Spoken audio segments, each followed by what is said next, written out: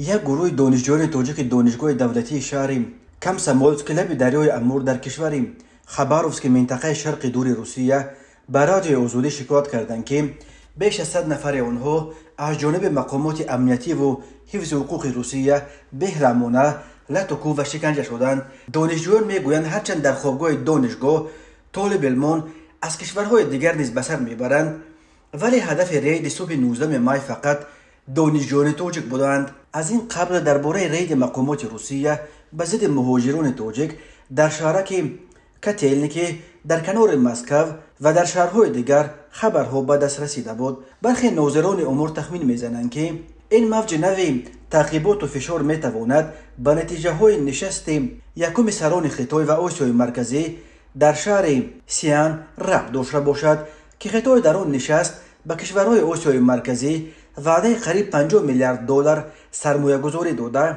عملا خود را بر این دولت ها حتی از روسیه هم نزدیکتر ساخت.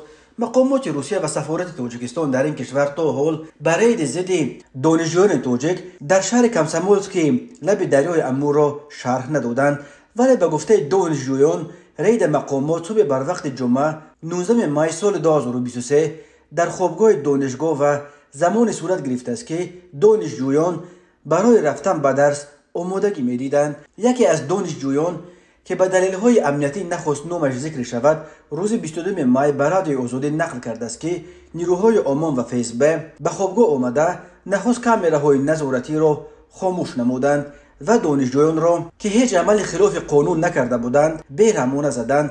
به قول مصاحبه رادیوی آزادی نظامیان نقابپوش با تپانچه و الکتروشوکر مسلح بودند و دستپوشک‌های کستیت مانند داشتند. هر نفری که سبب زدن آنها را میپرسید مشت علاوگی میخورد. در این خوابگاه دانشجویان ملت‌های دیگر نیز بودند، اما تنها زادگان تاجیکستان را لطکوب نموده و تنها بعد زدن در روی و کریدور قطار ماندند و اوجه پرسیدند. مصاحبه آزادی افزود مقامات 6 دانشجو و وجود تلفن‌های باقی دانشجویان را با خود برده آن 6 نفر را تنها بعد بازپرسی جواب دادند. به گفته این منبع بر اثر لطکوب تقریبا 15 دانشجو مجروح شدند.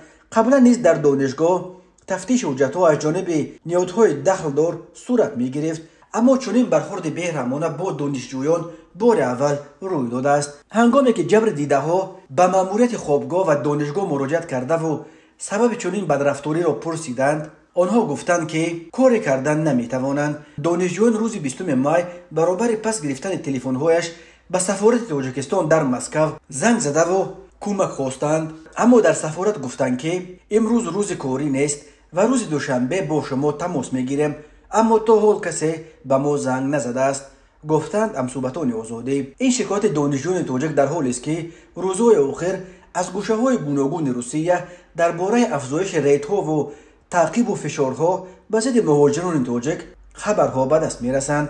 از جمله هفته گذشته در پی مراجعت ساکنان محلی به پرزیدنت روسیه ولادیمیر پوتین با شکایت از خیلی زیاد شدن شماره مهاجران تاجیک در شهرک کاتلنیکی در کنار مسکو در این منطقه نیروهای امان رید گسترده را برو انداخته دهها مهاجر را دستگیر کردند. در نوارا دیده می شود که چگونه چندین مهاجر از تریزه پریده و از تعقیب نیروهای امان فرار می کنند و ساکنان محلی برعکس به نیروهای امان برای دستگیر کردن مهاجران توصیف می کنند. در روسیه بنا به حساب‌ها بیش از 1 میلیون از ساکنان قابل کار تاجیکستان کار و زندگی می کنند و در مکتب‌های عالی و میانه مخصوص این کشور 10,000 طالب علم تاجیک تحصیل دارند.